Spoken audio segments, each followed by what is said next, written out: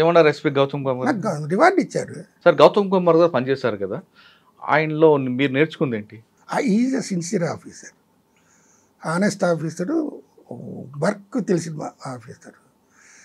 అలాంటి ఆయన దగ్గర చేయటం కూడా చాలా నేను అనుకోవటం ఫెచ్చింగ్, చాలా గౌరవంగా ఫీల్ అవుతాను నేను.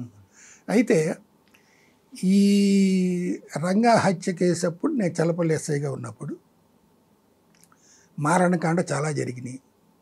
అక్కడ ఈ సారా ఫ్యాక్టరీ ఉంది, దాన్ని తగలబెట్టారు, ఇవి చేశారు. ఓ 3 రోజులు ఇవన్నీ అయిపోయినాయి. తర్వాత పోలీసులు వచ్చారు, ఇవి వచ్చి ఇవి చేశారు. కానీ నా ఏరియాల కంటే దివిసీమ అంటే కృష్ణానదికి అవతల దివిసీమ అంటారు, యువతల కృష్ణానది ఇది అంటారు. దివిసీమ ఏరియా అని అంటే సీమలన్నీ చాలా ఫెరోషియస్గా ఉంటాయి. అక్కడ కాపీ కమ్యూనిటీ వాళ్ళు వాళ్ళ నాయకుడిని చంపారు అని చెప్పి 16 ఆర్టీసీ బస్సులు, 2 లారీలు, 2 జీపుల్లో ఎక్కి ఒక నియర్లీ ఒక 5,000 people with deadly weapons Avanigadda RTC bus depot capture చేసి డీజిల్ కొట్టుకొని ఆ వెహికల్స్లో బయలుదేరి వస్తున్నారు అనేది నాకు ఎస్పీ గారు లైట్నింగ్ కాల్స్, అప్పుడు ఈ కాల్స్ ఫోన్ లేవు కదా, చేసి చెప్పి మదన్ మోహన్ నువ్వేం చేస్తావు నాకు తెలీదు, నువ్వు వెళ్ళి నీ ఏరియాకి రానియకుండా చూడు. అక్కడ పోలీసు ఉన్నారు, అక్కడ ఇన్స్పెక్టర్లు ఉన్నారు, వాళ్ళు చేయలేని పని నేను చేస్తాననే నమ్మకం మీద నాతో చెప్పారు. కానీ చేసినప్పుడు నేనేం చేయాలి? నా దగ్గర ఉన్న ఫోర్స్ తోటి నేను గబగబా తీసుకొని నా లిమిట్స్, అప్పుడు ఈ మోపిదేవి గుడి ఉంది చూసారా, సుబ్రహ్మణ్య స్వామి డౌన్ వరకు ఉంది, అక్కడికి వెళ్ళాను. ఇప్పుడు రింగ్ బైపాస్ రోడ్ వేశారు, మోపిదేవి గుంపించి అవనిగడ్డ వెళ్తాం కదా, అవును, ఇట్లా కరువు తిరుగుద్ది కదా, ఆ కరువు డౌన్లో వరకు మా లిమిట్స్. అక్కడికి వెళ్ళి నుంచున్నాను. నేను ఒక ఏఎస్ఐ, 4 కానిస్టేబుల్, వాళ్ళ రైఫిల్, నా రివాల్వరు, నేను ఉన్నాను. నేను వెళ్ళేటప్పుడు ఎంఆర్ఓని కూడా తీసుకొని వెళ్ళా. ఎందుకు? ఏదైనా ఫైర్ ఓపెన్ చేయాల్సి వస్తే వాళ్ళ పర్మిషన్ లేకుండా చేయకూడదు కదా, తీసుకొని వెళ్ళా. నువ్వు వెళ్ళి ఆకు, నేను మీ సిఐని వాళ్ళని పంపిస్తా ఫోర్స్ని అని అన్నారు. వెళ్ళారు, వచ్చారు. నేను వెళ్ళేసి అక్కడ నుంచి ఉండేసరికి రాలే వాళ్ళు, ఇంకా వాళ్ళంతా బస్సులు ఇవన్నీ తీసుకొని పబ్లిక్ని గ్యాదర్ చేసుకురావడానికి ఇదో చేశారు. ఈ లోపల మా సిఐ, ఒక హాఫ్ సెక్షన్ ఏఆర్ వచ్చారు. నుంచున్నాం. ఇక్కడ ఏంట్రా అంటే నాకు ఫిచ్చింగు, అక్కడ దివసంలో ఉన్న వాళ్ళు కాపు, నేను కాపు, నేను చెప్తే వాళ్ళు వింటారు అనేది. దానికంటే ముందు నేను విజయవాడలో వ్యాసగారి మీద హంగర్ స్ట్రైక్ చేసి ఎదిరించి మగోడుగా వచ్చాను అని చెప్పే నేమ్ వాళ్ళ మనసులో ఉంది. కాబట్టి వాళ్ళు వచ్చినప్పుడు వచ్చారు. వాళ్ళు అంత దూరంలో వెహికల్స్ ఆపుకొని, సార్ మీరెందుకు అడ్డం నుంచుంటారు, అవనిగడ్డలో కూడా పోలీసులు వాళ్ళు ఆపలేదు, మీరెందుకు ఆపుతారు అని అన్నారు. సరే అన్నారు కదా, నేను వదిలిపెడతాను. కానీ మీ నాయకుడిని చంపినోడిని చంపుతానంటే వదిలేస్తా, కానీ నాయకుడు చంపినోడిని కాకుండా ఆ కమ్యూనిటీ వాళ్ళని చంపుతానంటే నేను వదలను. నేను ఫైర్ ఓపెన్ చేస్తా, మీరు మమ్మల్ని చంపుతారు, రెడీ, దేనికైనా సిద్ధమే, అది ఇది అని చెప్పి మాట్లాడి యూజ్ చేసేసరికి వాళ్ళ వల్ల కాక చల్లపల్లి ఎంపీపీ రత్తయ్య అతన్ని కూడా చంపేశారు సార్, మాకు లైట్నింగ్ కాల్ వచ్చింది అని వాళ్ళు ఎట్లయినా సరే వెళ్ళాలని ట్రై చేశారు. సరే అన్నారు కదా, మా పోలీస్ ఫోర్స్ ఉంది కదా, నేను ఇక్కడ గీతకి ఇస్తా, ఆ గీత దాటి మీరు ఇటు రావద్దు, మా వాళ్ళు ఇక్కడే ఉంటారు, మీరు ఉండండి, మీరు ఎవరు వస్తారో నాతో రండి, జీప్లో తీసుకొని వెళ్ళి రత్తయ్య బతుకుంటే ఇక్కడ తీసుకొస్తా, లేకపోతే వదిలేస్తా మిమ్మల్ని అని అన్నా. నాకంటే హయ్యర్ ర్యాంక్ సిఐ కానీ ఎంఆర్ఓ కానీ వీళ్ళు కానీ ఎవరు మాట్లాడటానికి లేదు, వాళ్ళ కమ్యూనిటీ వేరు, వాళ్ళని ఆపగలిగేది నేను ఒక్కడనే అనేది ఏంటంటే కమ్యూనిటీ ఒకటి. కాబట్టి ఇట్లా వాళ్ళని తీసుకొని వెళ్ళి తీసుకొచ్చే లోపల ఇక్కడ మారణకాండం ఎట్లా జరిగిందంటే, ఆ మోపిదేవి దీంట్లో కొంతమంది ఎవరు కమ్మాసు గ్యాదర్ అయ్యి వాళ్ళు ఉంటే ఒక ఎంతమంది 50 మంది ఎంతమంది ఉంటారు, మనం వెళ్తాం ఒక 100 మంది. వీళ్ళు వితౌట్ యాంటిసిపేటింగ్ ఎనీ అంటే వాళ్ళు బాగా ఆపే వాళ్ళ ఇది ఎంతవరకు వచ్చారని తెలియకుండా వీళ్ళు గ్యాదర్ అయ్యి వాళ్ళని అటాక్ చేయడానికి వెళ్ళారు. చలపల్లి కాదు, మోపిదేవి. మోపిదేవి. మోపిదేవి నేను ఎక్కడ మోపిదేవి గుడి అవతల నేను ఆపిన జనాన్ని, మా సిఐ గారిని, ఏఆర్ ఫోర్స్ని అందరినీ అక్కడ పెట్టి ఎంఆర్ఓని అక్కడ పెట్టేసరికి నేను రత్నం తీసుకొచ్చేసరికి ఆ జనమంతా మోపిదేవి గుడి ముందు అక్కడ ఈ చల్లా చెదురుగా వాళ్ళు అంత ఆక్యుపై చేసి ఉండేసరికి నాకు ఆశ్చర్యం వేసింది. వచ్చాను, చేశాను, ఫైర్ ఓపెన్ చేశాను పైకి. ఇది చూస్తే నా రోడ్డు మీద 4 పడిపోయి ఉన్నారు డెడ్, అది గాయాలతోటి. అప్పుడు చెప్పాను నేను సెట్లో చెప్పి చేసి వీళ్ళందరికీ క్లియర్ చేసి వాళ్ళ వెనక్కి పంపించేసేసి ఈ 4 తీసుకొని వెళ్ళి అవినిగడ్డ హాస్పిటల్లో జాయిన్ చేస్తే ఒకడు చచ్చిపోయాడు, 3 బతికారు. ఆ ఇన్సిడెంటు హిస్టరీ. అది జరిగిన తర్వాత వాళ్ళు నా ఏరియాకి రాకుండా పంపించేశాను కదా. ఇక్కడ జరిగిన మిస్టేక్ ఏంట్రా అంటే దివిసీమ నుంచి ఎంతమంది వచ్చారో అనేది తెలుసుకోకుండా మోపిదేవిలో ఉన్న యూత్ కానీ ఒక కమ్యూనిటీ కానీ వాళ్ళని అటాక్ చేయాలి, వాళ్ళని తిరిగి వెనక్కి పంపించాలి అనే ఉద్దేశంతో వచ్చి వీళ్ళు నష్టపోయారు. ఇది జరిగింది. అయిపోయిన తర్వాత ఎస్పీ గారు అన్నారు, మదన్ మోహన్ నేను చెప్పేంత వరకు నువ్వు మోపిదేవి వదిలిపెట్టి రాబాక, అక్కడే ఉండు అని అన్నారు. ఇది వెళ్ళిపోయింది. ఈ ఇన్సిడెంట్ జరిగిన తర్వాత మంగళాపురం అని చల్లపల్లి పక్కన అక్కడ ఒక వెటనరీ డాక్టర్ ఉన్నారు, వెంకటేశ్వరరావు గారని. ఆ వెటనరీ డాక్టరు ఈ కోళ్ల ఫారాల మీద అందరికీ చేస్తుంటారు. ఆయన బై కాపు కమ్యూనిటీ. ఇప్పుడు ఇక్కడ నష్టం జరిగింది కమ్మోళ్ళకి కదా, ఆయనకి నష్టం చేయాలని అక్కడ యూత్ ఏం చేసేది, ఆయన ఇంటి మీదకి వెళ్ళి చేశారు. ఓకే. అక్కడ ఆయన లేడు, డాక్టర్ లేడు, వాళ్ళ ఫ్యామిలీ మెంబర్స్ ఉంటే వాళ్ళు జోలికి వెళ్ళకుండా ఇంటి వరకు డ్యామేజ్ చేసేసరికి ఈ సంగతి మళ్ళీ తెలిసింది వాళ్ళకి. ఇది జరిగింది ఒకరోజు. ఈ జరిగిన తర్వాత ఆ డాక్టర్ని ఇంటి మీదకి వెళ్ళటం మరుసటి రోజు, ఆ మరుసటి రోజు మళ్ళీ బయలుదేరి వచ్చారు. మళ్ళీ మోపిదేవికి 16 ఆర్టీసీ బస్సులు, 2 జీపులు, 2 లారీలు వేసుకుని మళ్ళీ అదే పబ్లిక్ విత్ డెడ్లీ వెపన్స్ మేము వెళ్ళాలి. మా డాక్టర్ని ఇది చేస్తారా, దానికి వస్తాం, మేము ఇది చేస్తాం. సరే మీరు నరుకు ఇది చేసుకుంటారంటే మేము చేతకాని వాళ్ళమా ఉన్నాం కదా అని చెప్పి ఇది చేస్తే మళ్ళీ యథా ప్రకారంగా మళ్ళీ పోలీసు, అప్పుడు మహారాష్ట్ర పోలీసు కూడా వచ్చింది. ఇవన్నీ వచ్చారు. నాకంటే 3 సిఐలు ఉన్నారు, నా పై అధికారులు. వాళ్ళు ఏం మాట్లాడుకో ఊరికిన కూర్చున్నారు, ఇది చేశారు.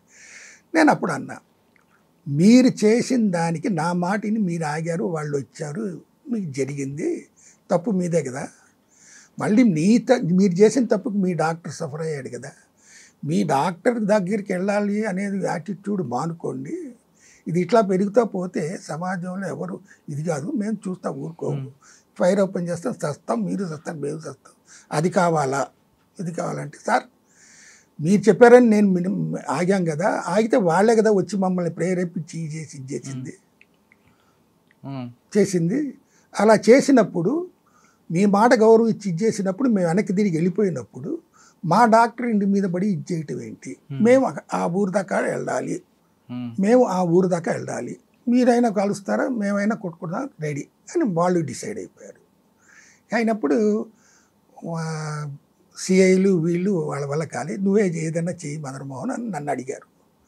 నాకంటే పై ఆఫీసర్ ఉన్నప్పుడు నేను ఎట్లా మాట్లాడతా అని అనుకున్నప్పుడు చేశాను. సార్ మంచి జరిగితే మీ పేరు చెప్పుకోండి, చెడు జరిగితే నా పేరు చెప్పుకోండి, వాళ్ళ సైకాలజీ ఏంటి, వాళ్ళు ఏం అడుగుతారో నేను డెసిషన్ తీసుకుంటా అని అప్పుడు తీసుకుంటున్నప్పుడు అడిగా, మీకేం కావాలి అంటే మంగళాపురం దాకా వెళ్ళాలి సార్, తీసుకెళ్తా, కానీ నేను చెప్పిన మాట మీరు వినాలి, మీరు చెప్పిన మాట నేను రిస్క్ తీసుకొని తీసుకెళ్తున్నా, మీకు మాకు తగాదాలు లేకుండా, కొట్టుకోకుండా, కాల్చుకోకుండా ఇది చేసుకోవటానికని నేను చెప్తున్నా అని అన్నప్పుడు ఆలోచించి మహారాష్ట్ర పోలీసు వీళ్ళంతా వచ్చారు కదా, మా సిఐలు ఉన్నారు కదా, వెహికల్స్ ఉన్నాయి కదా, వాళ్ళ వెహికల్స్ మధ్యన 4 వెహికల్స్ మధ్యన మా వెహికల్స్ పెట్టి ప్రతి లారీకి బస్సులకి ఒక 2 కానిస్టేబుల్ డోర్ దగ్గర నుంచోబెట్టి దిగనీయకుండా వాళ్ళని అరేంజ్ చేసి నేను పైలట్గా ఉండి వాళ్ళని ఒక ఊరేగింపుగా తీసుకుని వెళ్ళి తిప్పి మళ్ళీ వెనక్కి పంపించేసా. ఏమీ జరగల. అంటే ఎంత ప్రజెన్స్ ఆఫ్ మైండ్ యూజ్ చేసి పెద్ద నష్టాన్ని జరిగింది దానికి. వీళ్ళు ఇట్లా వస్తున్నారు అని తెలిసి కమ్మోళ్ళు అయితే ఇళ్లలో నుంచి పారిపోయి బంగారం డబ్బులు తీసుకొని వెళ్ళి చంపేస్తారేమోనని చెప్పి పారిపోయి చేసి వచ్చిన తర్వాత వీళ్ళు ఇట్లా చేసి తిప్పి పంపించేసిన తర్వాత వాళ్ళు నాకేమంట కట్టారో తెలుసా, వీడు కుల పిచ్చ చూపించుకున్నాడు, పార్టీ పిచ్చ చూపించుకున్నాడు. నేనేదో కాంగ్రెస్ పార్టీ అన్నట్టు, వాళ్ళు ఏదో టీడీపీ పార్టీ అనుకున్నట్టు. కుల పిచ్చ అంటే వాళ్ళు కాపులు, నేను కాపునే. నేను కుల పిచ్చ చూపించుకోకుండా ఉంటే వాళ్ళు బతికేవాళ్ళు కాదుగా. సరే, ఒకసారి వెనక్కి వెళ్తే వ్యాస్ గారి టైంలో అని మీరు పనిచేశారు కదా, రంగా హత్యకు ముందు ఏం జరిగింది? రంగాన్ని ఎందుకని టార్గెట్ చేశారు?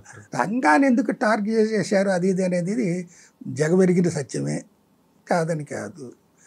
ఆయనకి చెప్పిన ఆయన అనుకుండా రోడ్డు మీద కూర్చున్నాడు.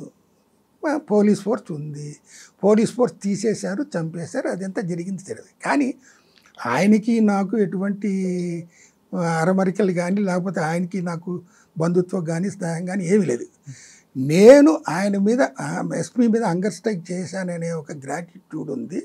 ఆత్మగౌరవం కోసం ఎస్ఐ నిరాహార దీక్ష అని ఆయన ఆంధ్రజ్యోతిలో అప్పుడు ఎడిషన్ హైదరాబాద్ నుంచి వచ్చేది కాబట్టి అక్కడి నుంచి ఇచ్చేశాడు. నేను చేయడానికి కారణం సార్, ఒక ఆఫీసర్ ఎలాంటోడు అనేది సబార్డినేట్స్ తెలుసుకున్నప్పుడు సబార్డినేట్స్ కూడా ఎలాంటోడు అనేది ఆఫీసర్ తెలుసుకోవాలిగా.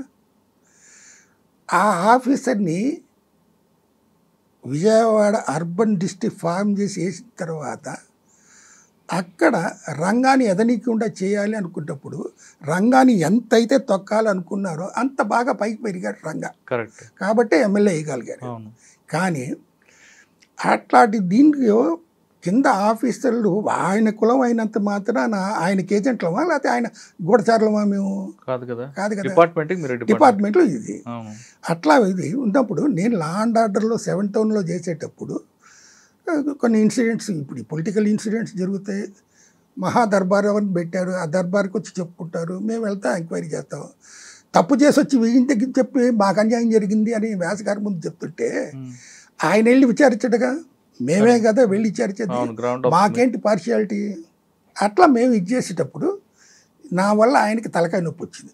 7 టౌన్ ఎందుకు వేసాను రా ఈయన్ని, ఇంటి అక్కడి నుంచి ఎట్లా ట్రాన్స్ఫర్ చేయాలి అని ఆయన మనసులో పడిపోయిందేమో.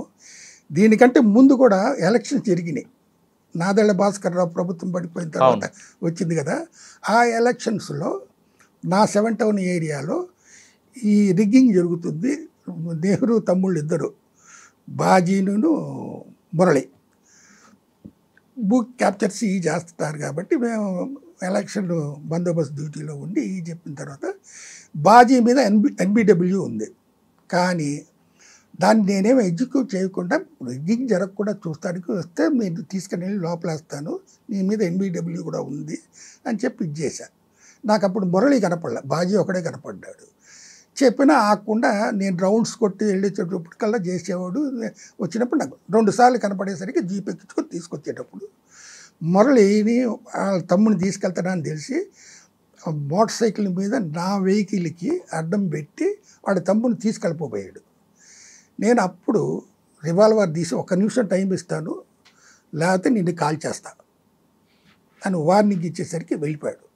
ఇది నేను ఓపెన్గా బైక్లోనే ఎస్పీ గారికి ఇన్ఫార్మ్ చేస్తాను. Sir, when I'm bringing an NBW person having arrested him in the polling booth, his brother Murali came and obstructed me for my lawful duties. ఆయన ఏమన్నారంటే, ఆయన నువ్వు తొందరపడబాక నువ్వు నా దగ్గర తీసుకురా అని అన్నాడు. తీసుకెళ్ళి ఆయన దగ్గర ప్రొడ్యూస్ చేశాడిని. చేసి చెప్పిన తర్వాత తీసుకెళ్ళి లోపలే అని అన్నాడు. వేశాను. ఆ తాళం నా దగ్గరే పెట్టుకున్నా. ఎందుకు? ఆయనకి వస్తుంది మళ్ళీ ప్రెషరు. స్టేషన్లో ఉంటే మళ్ళీ డిఎస్పీని ఎవరినో పంపించి వదిలిపెట్టమని ఆయన ఇన్స్ట్రక్ట్ ఇచ్చాడు. ఓకే. నేను ఎలక్షన్ డ్యూటీలో తిరుగుతున్నాను. సాయంత్రం 7-8 గంటల దాకా ఈ డ్యూటీ అయిపోయిన తర్వాత గచ్చంతరలాగా వచ్చి అప్పుడు నా దగ్గర తాళం తీసుకొని వాళ్ళని వదిలిపెట్టుకునే దౌర్భాగ్య స్థితి వచ్చిందంటే మేము ఎట్లా పని చేయగలుగుతాం?